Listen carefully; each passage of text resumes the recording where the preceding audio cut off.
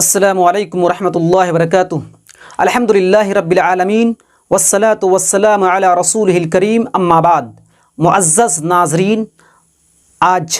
آپ کے سامنے جس موضوع کو لے کر حاضر خدمت ہوں وہ ہے ذی الحجہ کے چاند سے لے کے قربانی کرنے تک اپنے بال اور ناخن کو نہ کاٹیں۔ معزز ناظرین، قربانی کرنے کے تعلق سے یہ بات یاد رکھنی چاہیے، جو قربانی کرنے کا ارادہ رکھے اور جس کو قربانی کرنی ہو وہ اپنے بال اور ناخن کو نہ کاٹے۔ بال سے مراد پورے جسم کے بال ہیں، لیکن اگر کوئی شخص قربانی کرنے کا ارادہ رکھ رہا ہے اور عشرہ ذی الحجہ کے میں اپنے بال کو اور ناخن کو قربانی سے پہلے کاٹتا ہے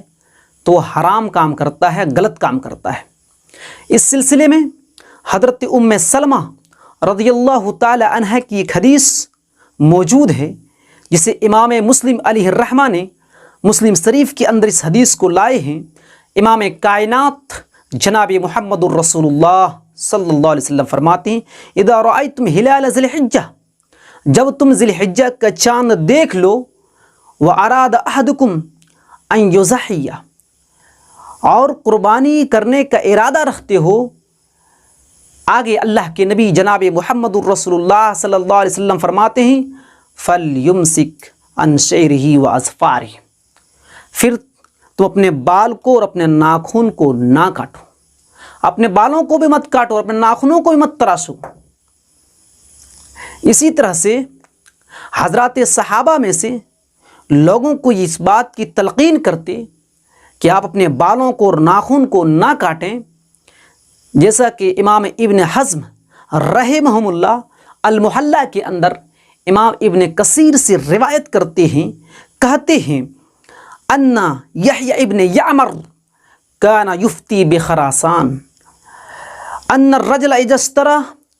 اضحیہ، کہ خراسان کے اندر، خراسان میں یحییٰ ابن یعمر فتویٰ دیا کرتے تھے کہ جو شخص قربانی کا جانور خرید لے اور ذی الحجہ کا عشرہ داخل ہو جائے پھر وہ قربانی کرنے تک اپنے بالوں کو اور ناخن کو نہ کاٹے۔ لیکن ایک سوال یہ ہے کہ اگر کوئی شخص چاند سے لے کے قربانی کرنے سے پہلے اگر اپنے بال اور ناخن کو کاٹتا ہے تو کیا اس کی قربانی ہوگی کہ نہیں ہوگی؟ اس سوال کا صحیح جواب یہ ہے کہ ان کی قربانی ہوگی، قربانی پہ کوئی فرق نہیں پڑے گا، ان کی صحت پہ کوئی فرق نہیں پڑے گا، لیکن انہوں نے اللہ کے نبی جناب محمد الرسول اللہ صلی اللہ علیہ وسلم کی نافرمانی کی، انہوں نے گناہ کا ارتکاب کیا۔ امام ابن قدامہ رحمہم اللہ تحریر کرتے ہیں، لکھتے ہیں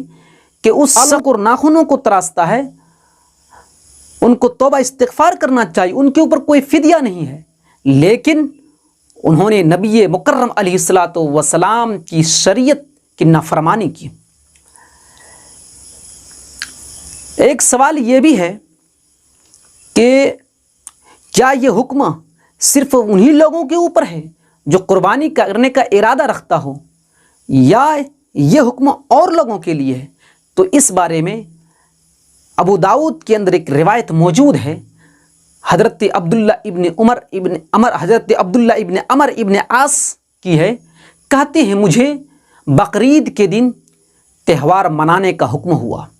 ایک صحابی رسول صلی اللہ علیہ وسلم، ایک صحابی اللہ کے نبی صلی اللہ علیہ وسلم کے پاس آ کر سوال کرتے ہیں، یا رسول اللہ صلی اللہ علیہ وسلم، آج میرے پاس قربانی کرنے کے لیے کوئی جانور نہیں ہے سوائے ایک ددھاری بکری کی، اور اس ددھاری بکری سے میرے پورے پریوار کا دار و مدار ہے، میرا گھر چلتا ہے، اللہ کے نبی آپ بتائیے کیا میں اس جانور کی قربانی کر دوں؟ آپ صلی اللہ علیہ وسلم نے فرمایا نہیں، تم ایسا کرو کہ آج یعنی بقرعید کے دن تم اپنے بالوں کو اور اپنے ناخنوں کو تراشو، کاٹو، اللہ رب العالمین تمہیں قربانی کا اجر اور ثواب دے گا۔ علامہ البانی نے تحقیق کرنے کے بعد رحمہم اللہ اس حدیث کو صحیح قرار دیتے ہیں۔ پتہ یہ چلا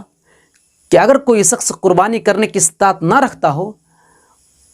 تو پھر وہ اپنے بال اور ناخن کو قربانی کے دن کاٹے، اللہ رب العالمین اسے انشاءاللہ العزیز ثواب سے نوازے گا۔ وآخر الدعوانا الحمدللہ رب العالمین۔